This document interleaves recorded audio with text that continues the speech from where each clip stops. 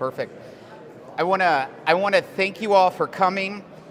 I can now confirm that we have credible whistleblower testimony alleging misconduct and government abuse that is resulting in preferential treatment for the president's son, Hunter Biden.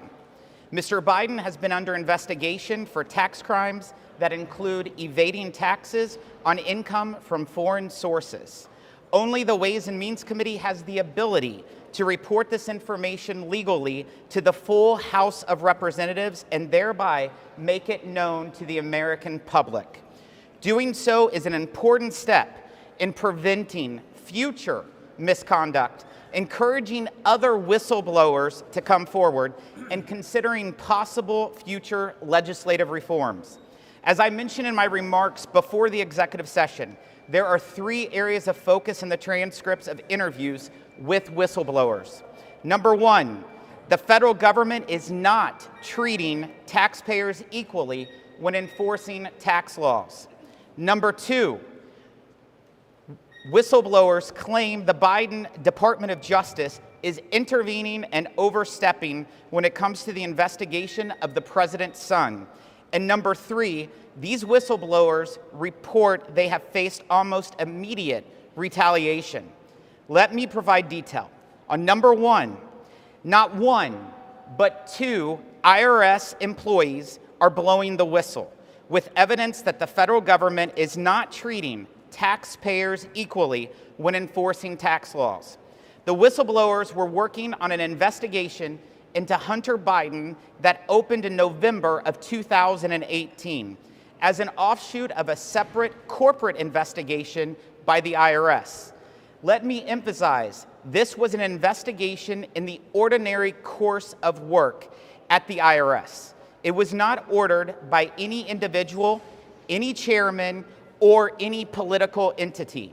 The testimony we released today shows the IRS recommended charges against Hunter Biden that included attempt to evade or defeat tax, a felony, fraud or false statements, a felony, and willful failure to file returns, supply information, or pay tax. These tax crimes cover an estimated $2.2 million in unreported tax on global income streams to Mr. Biden and his associates from Ukraine, Romania, and China, totaling $17.3 million from 2014 to 2019. Mr. Biden personally received $8.3 million. Whistleblowers detail foreign payments to Mr. Biden, including $664,000 from the Chinese company State Energy HK, a large diamond worth $80,000, and a Porsche worth $142,000. These payments are just a fraction of the total, but they provide insight into a world of wealth and influence that no ordinary American would recognize. And what plea deal did Mr. Biden just receive? A slap on the wrist for charges that have put other Americans behind bars. As I said, the federal government is not treating all taxpayers equally. Number 2, whistleblowers claim the Biden Department of Justice is intervening and overstepping when it comes to the investigation of the president's son. Despite what whistleblowers described as a clear-cut case for tax liability on these payments, IRS investigators say they found themselves hamstrung internally. The testimony we have just released details a lack of U.S. attorney independence, recurring unjustified delays, unusual actions outside the normal course of any investigation, a lack of transparency across the investigation and prosecution teams, and bullying and threats from the defense counsel. This was a campaign of delay, divulge, and deny. Whistleblowers say reoccurring unjustified delays pervaded the investigation, including an authenticating a WhatsApp message in which Hunter Biden demands payment from Chinese officials, noting that his father is in the room. The whistleblowers revealed IRS investigators were told by U.S. Attorney Leslie Wolf that because the evidence would be found in the guest house of former Vice President Biden, quote, there is no way, close quotes, a search warrant for evidence would ever get approved. IRS whistleblowers told this committee that crucial information about the investigation was divulged to Hunter Biden's attorneys. For example, even an investigators had probable cause to search a Northern Virginia storage unit in which Hunter Biden had stored files.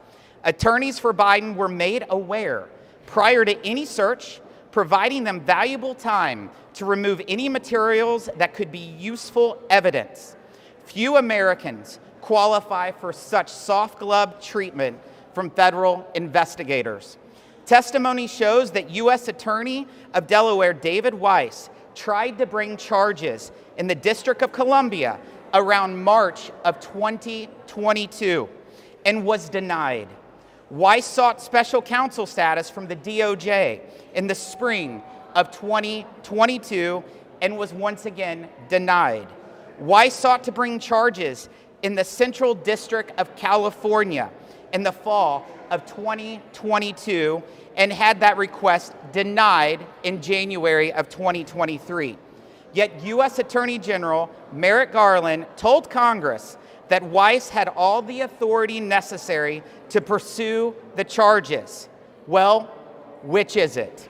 Number 3, these whistleblowers report they have faced almost immediate retaliation. They say they tried multiple times to sound the alarm internally at the IRS and raise concerns with the Department of Justice prosecution team. Their concerns were not given fair consideration. One of the whistleblowers was passed over for a position when he was more qualified than the candidate selected by IRS leadership. And roadblocks. Roadblocks have appeared in the course of their other unrelated investigations. Now that they have testified to Congress, they have been removed from the investigation. These individuals are risking their careers and reputations to do the right thing, which is to come to our committee, the only committee that can legally receive their testimony and share it with the House of Representatives. In closing, I'll repeat the 3 key findings from today's release of whistleblower testimony. Number 1, the federal government is not treating taxpayers equally when enforcing tax laws. Number 2, whistleblowers say that the Biden Department of Justice is intervening and overstepping when it comes to the investigation of the president's son. And number 3, these whistleblowers have faced almost immediate retaliation. The scales of justice cannot be tipped in the favor of the wealthy and the politically connected. No one is above the law. I will turn it over to Mr. LaHood. Well, thank you, Chairman Smith. I'm Congressman Darren LaHood, former federal prosecutor. I just want to make a couple points. When the American people read these transcripts, I think you'll see a level of criminality that I don't think anybody expected to see in these whistleblowers' transcripts. And that's the first point. The second point that I would make is it is not a coincidence of the timing of what happened this week. Everybody knew these transcripts, and we had this hearing today was going to happen, and you had a plea agreement that was entered to on Monday. This could have been done a long time ago. It wasn't. So I want people to pay close attention to the timing and the plea agreement and what happened here today. Number 2, when you see the level of criminality that is revealed in these transcripts, I think there's going to be a lot more questions that are people going to want to ask. Why didn't DOJ go further? Why didn't they look into a bunch of these allegations? Why was it done so abruptly and quickly, this type of plea agreement? As a former Department of Justice prosecutor, I think it's very unusual the way this plea agreement was entered into before all the evidence was received, and you'll see that through the whistleblower reports here today. So I give Chairman Smith a lot of credit for having this hearing today, releasing this to the American people. We'll leave it up to the media and the American people to read this and let them decide. Thank you. Anyone else? Anyone else? Do we have any questions? Chairman Smith, what are next steps for the committee? You're going to be releasing these transcripts Like I said all along, we're going to follow the facts, and that's what we're doing. There's other people that we need to talk to based on the transcripts, and we're going to continue to make sure that government works for the people, not against the people, and that everyone is treated the same, regardless if they're wealthy or they're politically connected, and that has not been the case. Have you requested any of the underlying tax return, audit records, or other IRS documents related to this case? We have not requested any of Mr. Biden's tax returns, for example, if that's where you're getting at. These were two whistleblowers that voluntarily testified before this committee that felt like what they saw at the IRS was wrong. What they saw working with the Department of Justice was wrong. And the testimony was more than 14 hours, so you'll have plenty of time to be able to review them. Ranking Member Neal mentioned that one of the whistleblowers was someone you invited in yourself and not someone who came forward. What is your response? So that's kind of construed the wrong way. The first whistleblower absolutely came and contacted us. The second one, we were told that the second whistleblower wanted to talk to us, but they wanted us to reach out to their legal counsel and just do the official request. That's what we did, but he paid for his own way here, his own hotel, and he did it upon himself. And secondly, Ways and Means, this isn't oversight or judiciary. You guys are not a law enforcement committee, but it seems like what you're doing seems to be going around investigating these issues that these whistleblowers bring up. What is the legislative purpose for this? Well, if you look into the history of the Ways and Means Committee, we have 6 subcommittees, and one is oversight. And so that is a responsibility. My first week, I set up a whistleblower hotline as chairman, and we have been getting a lot of whistleblowers from the IRS. And in fact, this is where the facts are leading. Of course, we have special authority under 6103 that certain taxpayer information can only be made public by our committee, and that's in fact what we did today, so that the process can continue, especially for the committees that might need information that we have.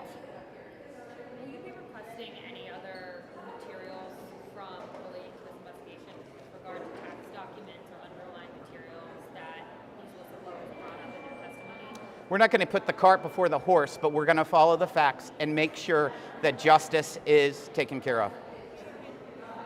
One of the allegations from Democrats is that one of the key witnesses recanted their testimony. What do you say to that? I have no idea what witness they're talking about. The 2 witnesses stood by it. And the Democrats, unlike the last time that anything was done like this, they've been part of the process the whole time. Both of the whistleblowers have every communication they've done with me, they've copied with the ranking member. The ranking member had opportunity to set in depositions with the whistleblower. He didn't do it. I did. I've met the whistleblower, I've spoken to him. I'm telling you, these people are credible. This is why we released the information. Can you talk about the timing of why right now it was important to make this information public and why you chose to take this step at this point in the investigation? You know, we've been pretty busy. Less than 5 months on the job here. We passed an economic package, we passed the most bipartisan trade agreement, and we've been doing aggressive oversight that may not have been so public because of 6103. We've had to be quiet. We were at the opportunity that this is the point. Just so happens that other people decided to move at the same time. So thank you all very much. We appreciate it.